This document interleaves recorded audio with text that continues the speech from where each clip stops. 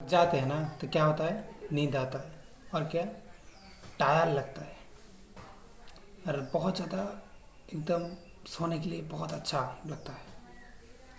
तो इसको हम बोलते हैं थकावट।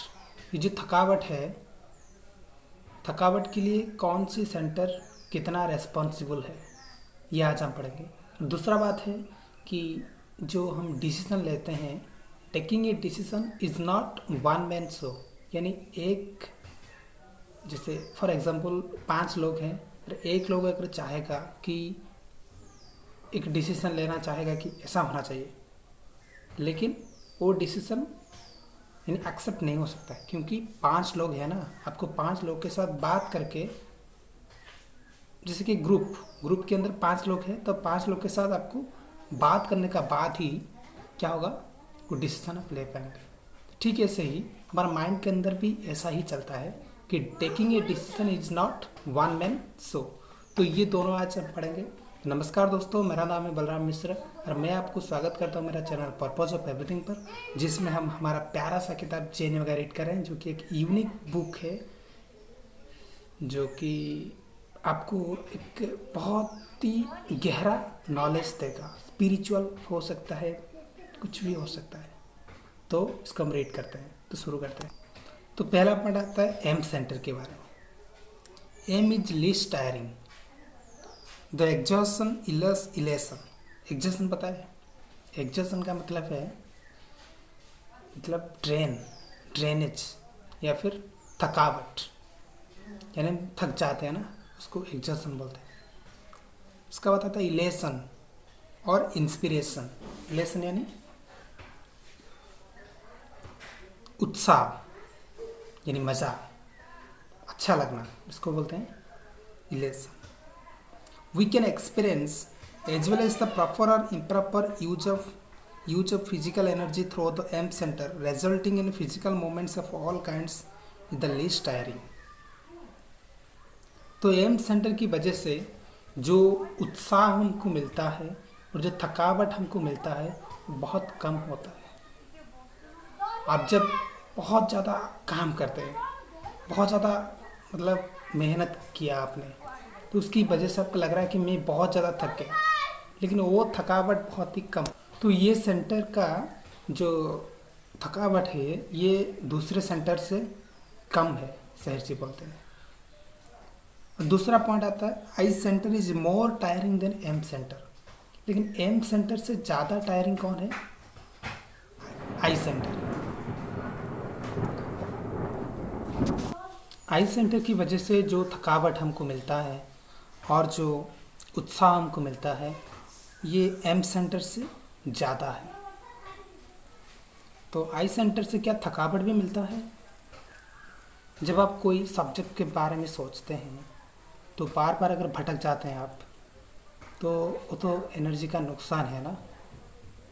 जैसे कि मैं उस दिन सोच रहा था कि एक ऑर्गन के बारे में सोच रहा था कि जो हार्ट है ये कॉन्टीन्यूसली चलता रहता है। तो मुझे अजीब लगा कि ये कंटिन्यूसली चलता रहता है, इसके बारे में मैं सोच रहा था कि ये कैसे पंप कर रहा है। उससे मैं ड्रिफ्ट हो गया कि एक आदमी जो कि हार्ट अटैक से उसका डेथ हुआ था, उससे मैं स्लीप हो गया कि आयुर्वेदा की तरफ। तो ये जो मेरा जो था, यानी मैं बार बार एक थॉट से दूसरे थॉट, दूसरे थॉट से तीसरे थॉट, ये क्या था? ये था मेरा आई सेंटर का नुकसान, यानी ड्रेनेज, लीकेज, यानी थकावट। हमको नहीं लगता लेकिन हम थक जाते हैं। अगर हम गहराई से ऑब्जर्व कर पाएंगे तो देखेंगे कि ये थकावट ही है। तो आई सेंटर में उत्साह भी थोड़ा ज़्यादा मिलता है। कहाँ से? एम सेंटर से। उसका बाद आता है तीसरा point, is more tiring than I center. Emotion ये आई सेंटर से ज़्यादा टायरिंग है और ज़्यादा उत्साह भी देता है। इंटेलिजेंस से ज़्यादा देता है। मतलब आप अगर इमोशन, मान लो कि आपको कोई चुटकुला कोई सुना रहा है, चुटकुला बहुत ज़्यादा आपको पसंद होगा, इंटेलिजेंस से ज़्यादा पसंद होगा। अगर कोई हार्ट की सर्जरी आपको बताएगा, उससे ज़्यादा आपको पसंद होगा क्या? एक चुटकुला पसंद होगा, जैसे कि कॉमेडी का वीडियो पसंद होगा, यानी जो होता है ना उनका कैरिमिनेटी का वीडियो, उनका वीडियो आपको पसंद हो जाएगा। क्यों? क्योंकि इमोशन सेंटर जो है उसको उत्साह ज़्यादा वो आपको दिला सकता है, और थकावट भी ज़्यादा दिला सकता है as compare to I center, intelligence से ज़्यादा। मैं फील किया था जब मैं बहुत ज़्यादा लड़ाई झगड़ा कर रहा था, बहुत ज़्यादा गुस्सा कर रहा था, उसका बाद में थक जाता था मेंटली, मुझे नींद आता था। उसका बाद है S center is even more tiring than E center. और ई सेंटर से ज़्यादा मतलब थकावट देने वाला सेंटर है एस सेंटर, जो कि सेक्स सेंटर। आपको पता ही होगा जब आप आफ्टर सेक्स आपका एक्सपीरियंस कैसा होता है, क्या बहुत हेल्दी होता है, बहुत फ्रेश होता है, कि बहुत थकावट होता है, यानी बहुत ज़्यादा नींद आता है, कि बहुत कुछ काम करने की मन करता है। यह आपको पता ही होगा जब आप आफ्टर सेक्स एक्सपीरियंस कर पाएंगे। और सेक्स सेंटर बहुत ज़्यादा खुशी भी देता है, मतलब जब आप सेक्स सेंटर में होते हैं तब सारा अटेंशन आपका वहीं पर रहता है, यानी भटकाव तो बहुत ही दूर की बात है। ऐसा लगता है जैसे सेक्स सेंटर को डोमिनेट कोई नहीं कर सकता। एकदम प्योर सेंटर, सेक्स सेंटर जब आता है तो एकदम प्योरली आप वहीं पर ही रहते हैं। तो ये था हमारा फर्स्ट पॉइंट जो कि इस वीडियो में डिस्कस हो गया। उसका बाद सेकंड पॉइंट आया कि taking a decision is not one man show. Whenever a coded impulse is received by the eye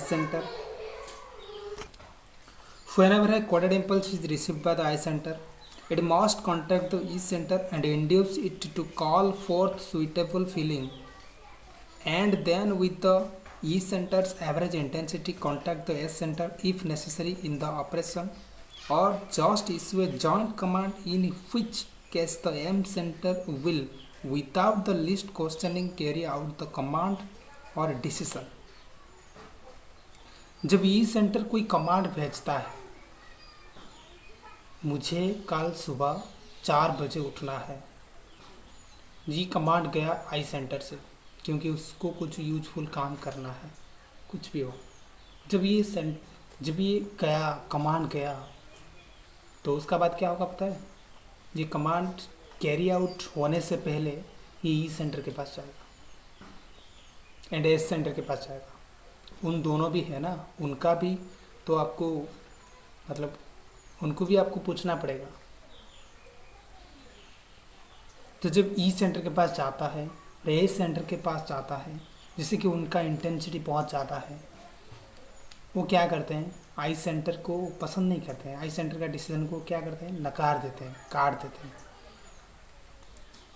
जब वो काट देते हैं तो आई सेंटर का कमांड रिवर्स हो जाता है, यानी उसका कमांड का कोई मतलब ही नहीं रहता है। अरे एम सेंटर वो क्या करता है? वो बिना कोई क्वेश्चन पूछे जो मतलब रिजल्टेंट कमांड जो निकला फाइनली उसको कैरी आउट करता है। इसमें आई सेंटर का कोई कुछ मतलब आई सेंटर कुछ कर ही नहीं पाता है। कोई डिसीजन लेता है आई सेंटर तो E center and S center उनको कर ही नहीं देते, करने ही नहीं देते। The body then makes all necessary movements to carry it out. The I center must realise and never forget that a complex administration is not a one man show. I center को ये realise करना चाहिए कि taking a decision मतलब कोई command देना ये one man show की तरह नहीं है कि मैं जो बोल दिया वो हो गया। मतलब मैंने बोला कि 4 बजे उठना है तो ये कमांड सबको मानना पड़ेगा, ऐसा नहीं है। जैसे मतलब एक घर में 5 लोग हैं तो 5 लोग का ओपिनियन के हिसाब से आपको कोई डिसीजन लेना पड़ेगा। आप खुद कुछ नहीं ले सकते, नहीं तो ये फैमिली मतलब बिगड़ जाएगा, तांडव हो सकता है माइंड के अंदर। लेकिन आई सेंटर कभी रियलाइज ही नहीं करता है। आई सेंटर को लगता है कि मैं जो बोला वही सही है, मतलब वो एकदम होना ही चाहिए। तो जब नहीं होता है तो रोता है बेचारा कि मैं तो कुछ कर ही नहीं पाता हूँ, मैं तो बेवकूफ़ हूँ। The moment the eye center contacts the S center after having contacted and mutually agreeing with the center H to the command to be issued, the S center gives its normal acceptance because the E center is the great ally of the S center. It is therefore imperative that the I center realize that all commands before being issued should be jointly passed or accepted by the others. तो आई center को ये accept करना ही पड़ेगा कि ये मतलब मुझसे decision नहीं हो सकता, मैं सबको पूछना पड़ेगा डिसीज़न लेने से पहले, कोई कमांड भेजने से पहले मुझे दूसरों के साथ बात करना पड़ेगा, क्योंकि और भी सेंटर्स हैं, ई सेंटर है, एस सेंटर है।